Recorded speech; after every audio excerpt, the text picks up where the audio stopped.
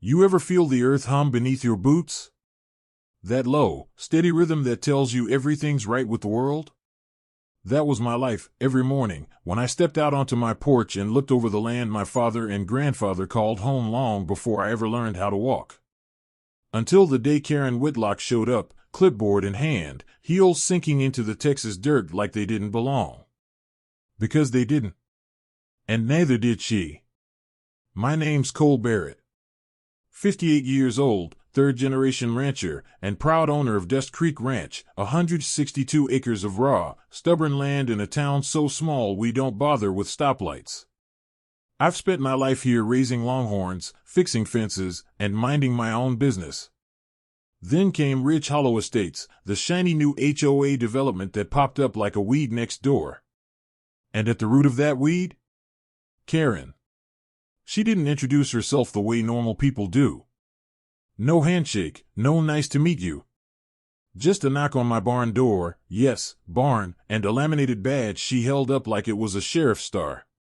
Cole Barrett, she asked. I nodded, wiping my hands on a rag. That's me. I'm Karen Whitlock, president of Ridge Hollow Estates Homeowners Association. We need to have a conversation about encroachment and visual uniformity. I stared at her like she'd just spoken in ancient Greek. Come again? She gave this tight little smile like she was trying not to be offended. Your livestock fencing is unsightly. We've had several residents complain about the view from their walking trails.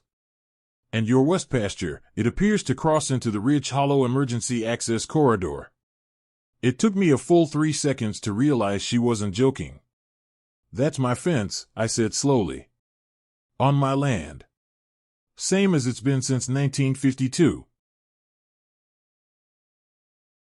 And that emergency corridor you're talking about? That's the old cattle road my grandfather built. Karen's smile didn't budge. We believe the boundary lines are flexible. For the benefit of the community. Ridge Hollow is expanding its green space. Think of it as a cooperative enhancement. I let out a slow breath, counting to 3 like my daddy taught me. Ma'am, I'm not interested in enhancements. This land's been Barrett land since before your HOA had a printer. That's when she said it. The phrase that kicked off a war I never saw coming. Well, Mr. Barrett, maybe it's time to reconsider whether you're the right kind of neighbor for this community. I didn't reply. I didn't have to. The look in her eyes said everything. She thought I was just another old fool standing in the way of progress. The next week, surveyors showed up. 3 of them, dressed like they were going hiking, measuring tape stretched across my pasture like they owned the place. I told them once, kindly, to leave. The second time, I brought my shotgun. Not loaded. Just carried it like a warning. They left in a hurry. Then came the letters. Certified mail with Ridge Hollow's gold seal, filled with threats about zoning violations, nuisance livestock, and claims that my land jeopardized the tranquility of neighboring properties. I posted the letters on my barn door like war trophies. By the 3rd week, I found a drone hovering over my horses, buzzing like a hornet.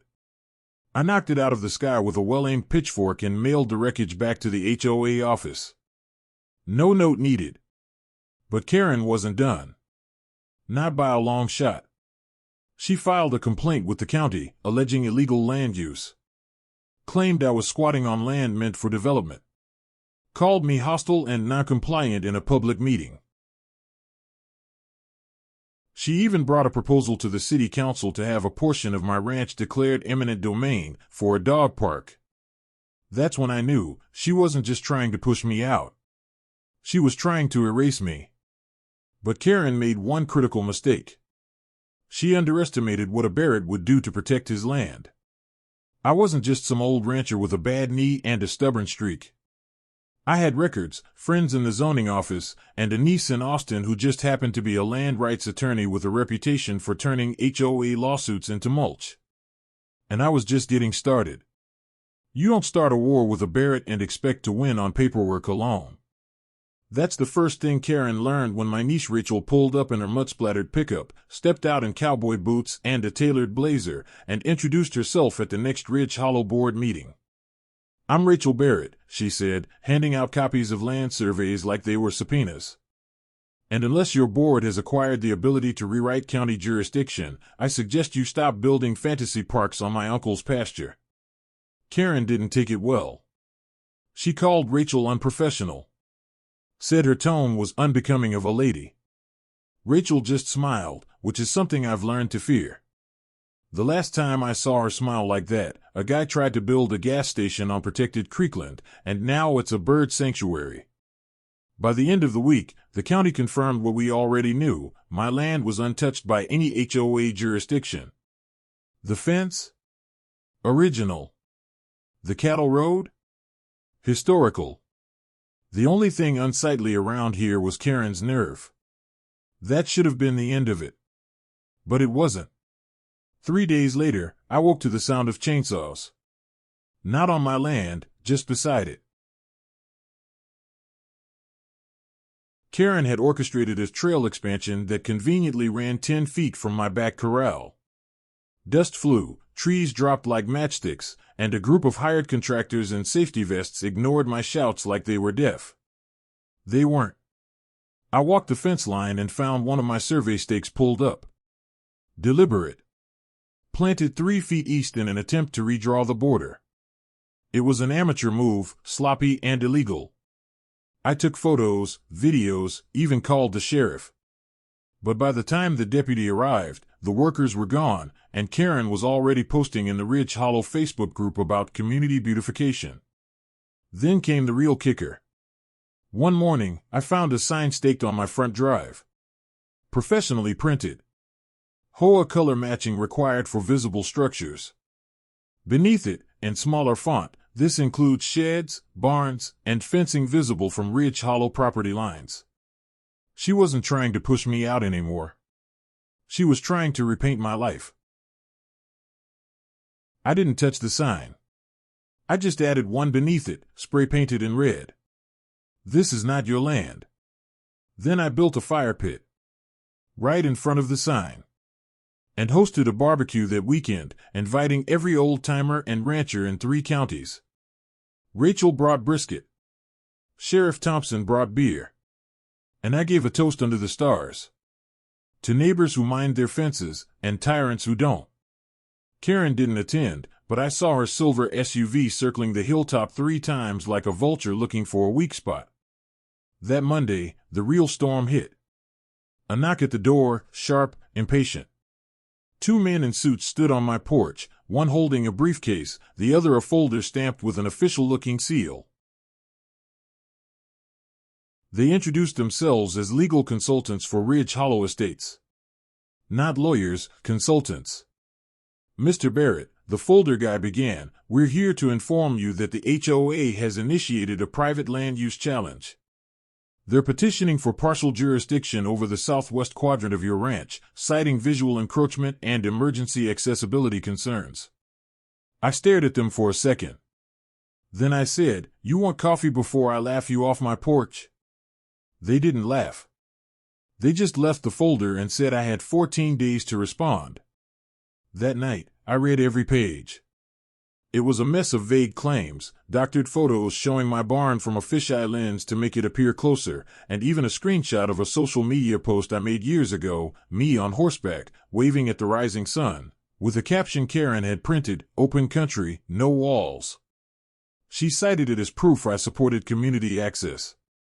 She'd gone full delusional.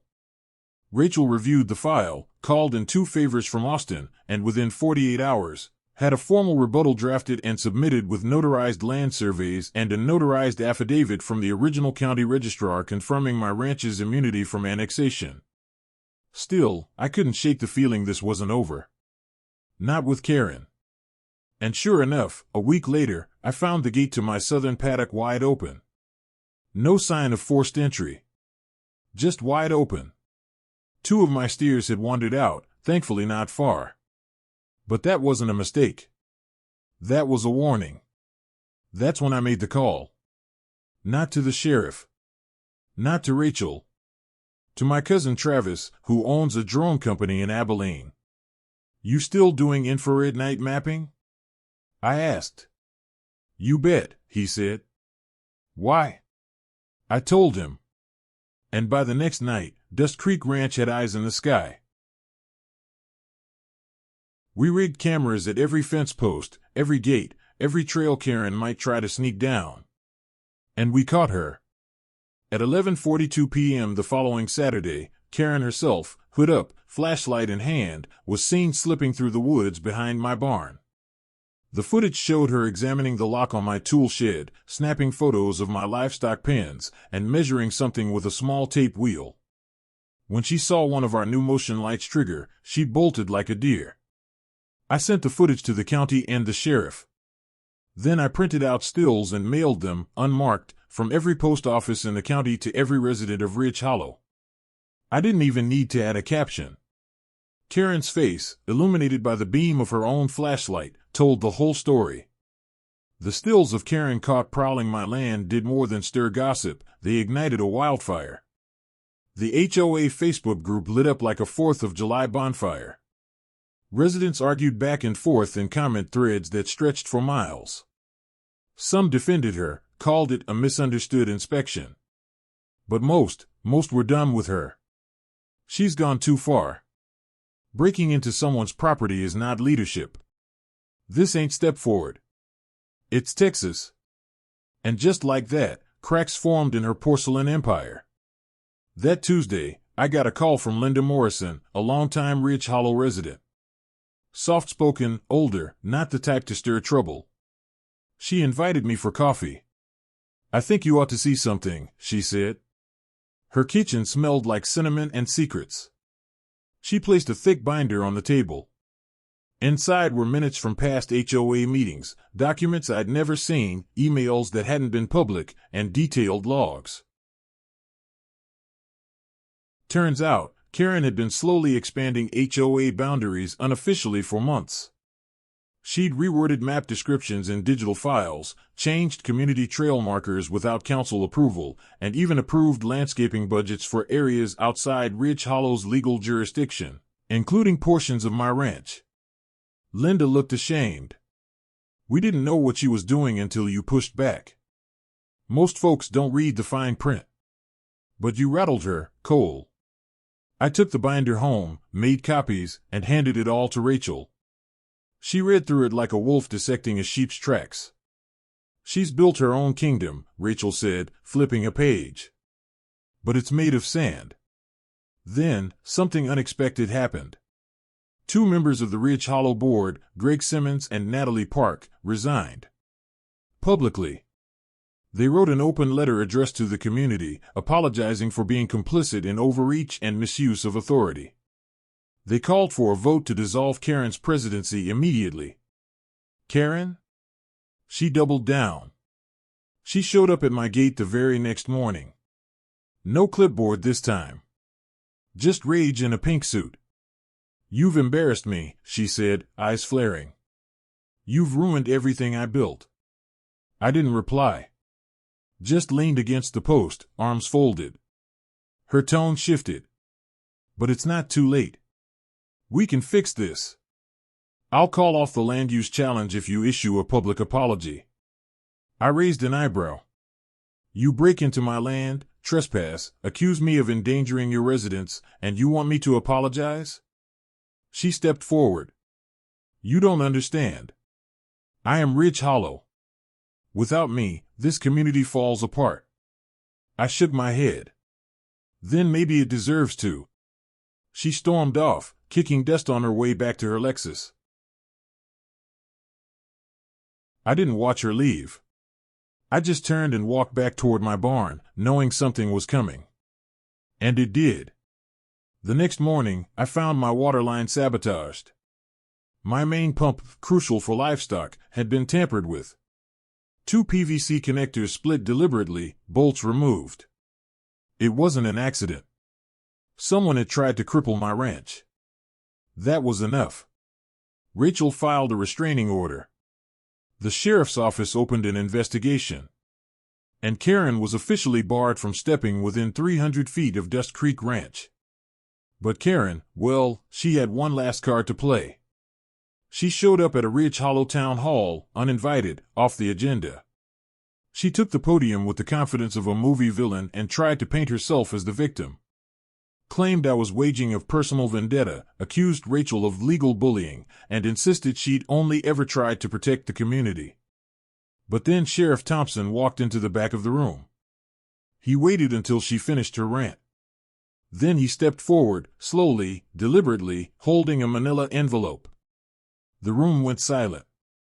"This here," he said, raising the envelope, "is a formal criminal investigation packet regarding allegations of trespassing, vandalism, and misuse of municipal records. It names you, Karen Whitlock, as a person of interest." Karen blinked. Her mouth opened but no sound came out. "And as of this moment," the sheriff added, "you are suspended from all HOA duties pending legal review." The room erupted. Some gasped. A few cheered. And me? I didn't clap.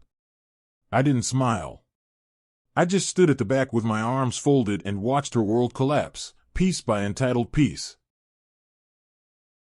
But even that wasn't the end. Because as it turned out, Karen's reach hadn't just extended onto my land. She dipped into HOA funds. Personal expenses buried under vague line items like community relations and beautification projects. And the forensic audit Rachel helped trigger uncovered over $24,000 in misused funds. Karen was done. Removed from her post. Fined. Barred from future board positions. Her property, once the shining example of HOA perfection, was now the subject of a foreclosure proceeding filed by the very HOA she once ruled. As for me, Dust Creek Ranch remains untouched, unpainted, undivided. Sometimes I still walk that western fence line, the one she tried to claim. And I think about how close I came to losing it. Not to developers. Not to time. But to one woman's ambition. You ask me what I've learned? It's this: never underestimate the lengths someone will go to feel powerful. And never let them forget whose name is on the deed. I wish I could say Karen stayed gone. That after the restraining order, the fines, the audit, and the public humiliation, she finally understood what boundaries meant, what consequences felt like. But folks like Karen don't learn. They wait. They simmer. 6 months passed. Ridge Hollow appointed a new HOA board, quiet, practical folks who wanted nothing to do with turf wars. Life on the ranch returned to normal. The cows calmed down. The fence held. And I started sleeping through the night again. Then came the fire. It was just after dusk on a windless Tuesday. I was in the back barn, oiling tack, when Bear started barking. Not playful, not alert. Full-on panic. I stepped out and smelled it immediately, burning cedar. I ran toward the lower field, my boots crunching fast over gravel. That's when I saw the glow. Orange and climbing, licking up the grass behind the west fence like it had a purpose. And I knew.